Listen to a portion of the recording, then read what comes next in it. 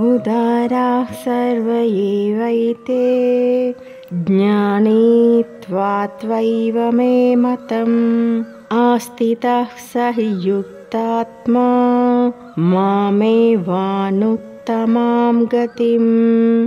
ఈ భక్తులందరూ నిస్సంశయముగా ఉదాత్తులే అయినను వీరిలో నా జ్ఞానమునందు స్థితుడైన వానిని నన్ను కానే నేను భావింతును. నా దివ్యమైన సేవయందు నియత్తుడైనందున అతడు అత్యుత్తమమయ్యి మరియు పరమగమ్యమైన నన్ను తప్పక పొందగలడు.